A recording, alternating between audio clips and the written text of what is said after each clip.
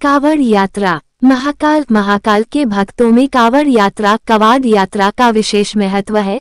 हर साल श्रावण मास में असंख्य कांवड़िये धार्मिक स्थलों से गंगा जल से भरी कांवड़ लेकर पदयात्रा करके अपने गांव वापस लौटते हैं। इसी सफर को कांवड़ यात्रा कवाड़ यात्रा बोला जाता है। ऐसे ही महाकाल के एक भक्त भोलाराम ने सावन माह के प्रथम सप्ताह हरिद्वार से जल लेकर बाबा विश्वनाथ वाराणसी की तरफ पैदल यात्रा प्रारंभ करने का प्रण किया। ये कांवड़ यात्रा कवाड़ यात्रा आज तक की सबसे लंबी दूरी की यात्रा बनने वाली थी। भोलाराम के इस ऐलान से आसपास के गांव में खलबली मच गई, क्योंकि भोलाराम शारीरिक तौर पर ज्यादा मजबूत नहीं था, लेकिन फिर भी उसने इतना बड़ा संकल्प कर लिया था कि जहां बड़े बड़े भक्त घुटने टेक दे। भोलाराम के परिवार वाले उसे समझाने की बहुत कोशिश करते हैं, लेकिन भोलाराम का संकल्प अटूट था। उसने ठान लिया था कि अब उसका कोई साथ दे या ना दे, वो कांवड़ लेकर अकेला ही जाएगा। भोलाराम की कांवड़ सजाने के लिए कई गांवों के लोग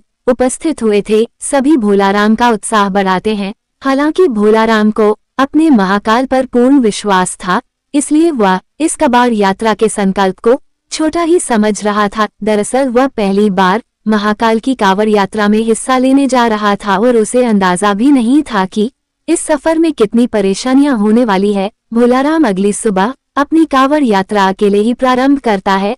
आसपास के गांव से कई भक्त भोलाराम को देखने पहुंचे थे, लेकिन कोई उसके साथ यात्रा में जाने को तैयार नहीं था, क्योंकि सभी भोलाराम के संकल्प की कठिनाई को भली भांति समझ रहे थे। भोलाराम धीरे धीरे कदम बढ़ाने लगता है। भोलाराम की कांवड़ का वजन लगभग 70 किलो था, जो कि उसके शारीरिक वजन से 10 किलो अधिक था। भोलाराम कुछ ही दूर आया था कि महाकाल उसकी परीक्षा लेना शुरू कर देते हैं। भोलाराम की कांवड़ से पानी टपकने लगता है। भोलाराम पानी की मटकियों को चेक करता है तो उसे एक मटकी में छोटा सा छेद दिखाई देता है। भोलाराम मटकी का छेद बंद करने की बहुत कोशिश करता है, लेकिन उसके पास ऐसी कोई वस्तु नहीं होती जिससे पानी की धार रोकी जा सके। वो महाकाल का नाम लेकर आगे बढ़ने लगता है। अचानक उसे रास्ते में एक मजदूर दिखाई देता है जो रोड बनाने के काम में लगा हुआ था, और वह आग के पास खड़ा होकर डमर गर्म कर रहा था। भोलाराम को तुरंत तरकीब सूझी। वो मजदूर के पास जाकर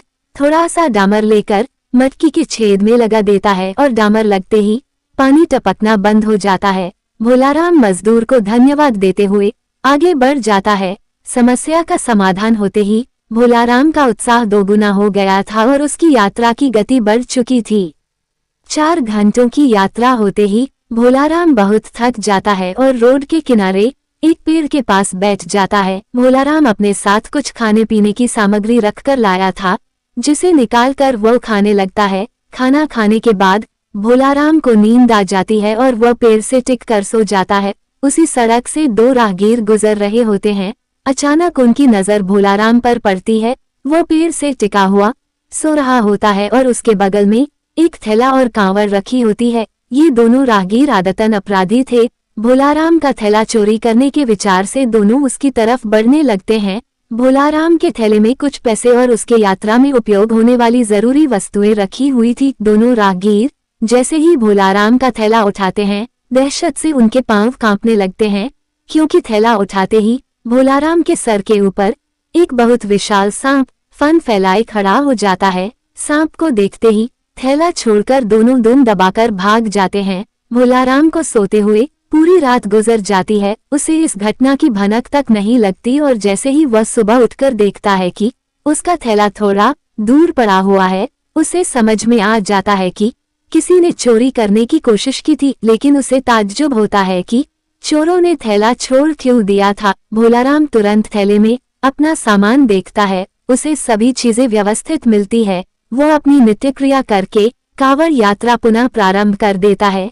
भोलाराम को महाकाल की यात्रा में आनंद आने लगा था। भोलाराम को रास्ते में कांवड़ ले जाते देख कई श्रद्धालु खाने पीने की वस्तुएं और पैसे उसे भेंट करते हैं। भोलाराम को सफर करते हुए 8 दिन गुजर चुके थे और अभी तक उसने आधा ही सफर तय किया था। रास्ते भर बारिश की बूंदें भोलाराम को थकान का एहसास नहीं होने दे रही थी। अभी तक तो भोलाराम को सफर में किसी खास परेशानी का सामना नहीं करना पड़ा था, लेकिन अब उलझना बढ़ने वाली थी, क्योंकि बारिश तेज होने लगी थी। नदियों का जल स्तर बढ़ रहा था और अभी भोलाराम को रास्ते में कई नदी नाले पार करने थे। भोलाराम शारीरिक दुर्बल जरूर था, लेकिन उसके हौसले बुलंद होते हैं। महाकाल की भक्ति ने उसे ऐसा साहस दिया था कि वो अपनी कांवड़ यात्रा को बिना रोके आगे बढ़ता जा रहा था। अचानक भोलाराम को लोगों की भीड़ दिखाई पड़ती है। वो पास जाकर देखता है तो हैरान हो जाता है, क्योंकि नदी का पुल टूट चुका होता है और आगे जाने के लिए यही एक रास्ता था। और जब तक नदी का पानी सामान्य स्तर में नहीं आ जाता, तब तक यहाँ से पार करना नामुमकिन था। भोलाराम कांवड़ लेकर सड़क पर ही बैठ जाता है और पानी नीचे उतरने का इंतजार करने लगता है। उसे बैठे 4 घंटे ही हुए थे कि अचानक एक एम्बुलेंस आकर खड़ी हो जाती है। एम्बुलेंस के अंदर मंत्री को ले जाया जा रहा था, लेकिन पुल टूटने की वजह से एम्बुलेंस को रुकना पड़ता है। लेकिन जैसे ही मंत्री के काफिले को पुल टूटने की खबर मिलती है तो वो मंत्री जी के लिए हेलीकॉप्टर भेज देते हैं। हेलीकॉप्टर पहुंचते ही मंत्री जी के साथ साथ वहां बैठे लोगों को भी नदी के उस पार जाने का मौका मिल जाता है और उन्हीं लोगों के बीच में भोलाराम भी अपनी कांवड़ लेकर हेलीकॉप्टर में बैठ जाता है और नदी पार कर लेता है। भोलाराम महाकाल को मन ही मन प्रणाम करता है और अपना सफर जारी कर देता है। कुछ दूर आगे आने के बाद भोलाराम को एक गांव के किनारे पहाड़ी के ऊपर छोटा सा मंदिर दिखाई देता है। भोलाराम को अचानक उस मंदिर में जाने का विचार आता है।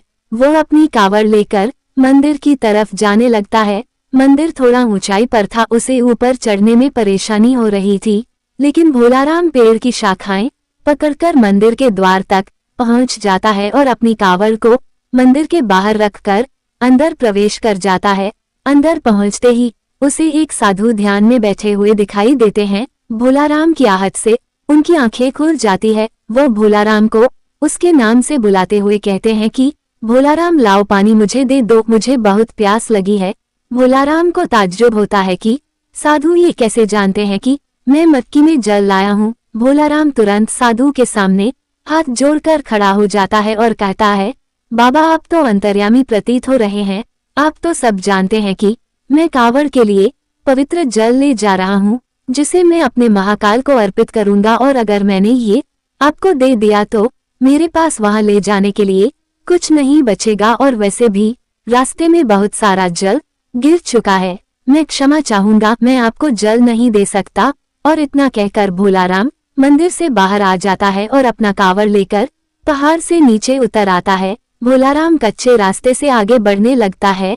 थोड़ी ही दूर उसे एक गांव दिखाई देता है और जैसे ही वह गांव के करीब पहुंचता है, वहां कुछ लोग बैठे होते हैं। सभी भोलाराम को कांवड़ ले जाते देख उसके पास पहुंच जाते हैं। गांव के लोग भोलाराम को खाने पीने की वस्तु भेंट करने के लिए आगे आते हैं, लेकिन भोलाराम उन्हें रोक देता है और कहता है, अगर आप मुझे कुछ देना ही चाहते हैं तो पीछे पहाड़ी पर एक मंदिर है, वहां एक साधु भूखे प्यासे बैठे हैं, कृपया करके उन्हें ये सब भिजवा दीजिए। गांव के लोग भोलाराम को आश्चर्यचकित होकर देखने लगते हैं और कहते हैं, भैया यहाँ तो कोई पहाड़ी नहीं है, ये पूरा इलाका जंगली है और यहाँ पेड़ पौधों के अलावा आपको कुछ दिखाई नहीं देगा, जरूर आपको कोई भ्रम हुआ होगा। भोलाराम सोच में पड़ जाता है और कुछ देर के बाद वो कहता है कि मैं दावे के साथ कह सकता हूँ यहाँ पहाड़ी में एक मंदिर है, आप सभी मेरे साथ चलिए, मैं आपको दिखाता हूँ। और भोलाराम सभी को लेकर पहाड़ी को खोजते हुए चलने लगता है, लेकिन उसे कुछ दूर आते ही एहसास होने लगता है कि वो गलत रास्ते जा रहा है, क्योंकि काफी देर तक चलते हुए उसे पहाड़ी दिखाई नहीं दे रही थी और यह रास्ता भी उसके लिए अनजाना सा लग रहा था। वह गांव वालों से तुरंत कहता है कि आपके गांव आने का इसके अलावा कोई और रास्ता है क्या? गांव वाले मना कर देते हैं और भोलाराम को समझाते हैं कि आप भ्रमित न हो, यहाँ कोई मंदिर नहीं है और न ही कोई साधु भूखा प्यासा बैठा है, आप अपनी कांवड़ यात्रा पुनः प्रारंभ करें, अभी आपका सफर लंबा है। भोलाराम वही घुटने के बल बैठ जाता है और हाथ जोड़कर महाकाल का आह्वान करके जोर जोर से रोने लगता है और रोते हुए कहता है, महाकाल मैं आपको पहचान नहीं पाया, कृपया मुझे दर्शन दीजिए, मैं जानता हूँ साधु के भेष में आप ही थे, मैं आपके लिए जल लाया हूँ और मैं आपको जल पिलाए बिना यहाँ से नहीं जाऊंगा।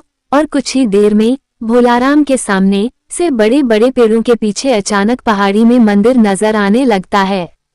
गांवों के सभी लोग मंदिर को देखकर दंग रह जाते हैं। मंदिर दिखते ही भोलाराम कावड़ लेकर दौड़ पड़ता है और दोबारा उसी मंदिर में प्रवेश कर जाता है। गांव के लोग पहाड़ी के नीचे खड़े होकर महाकाल की महिमा देख रहे होते हैं।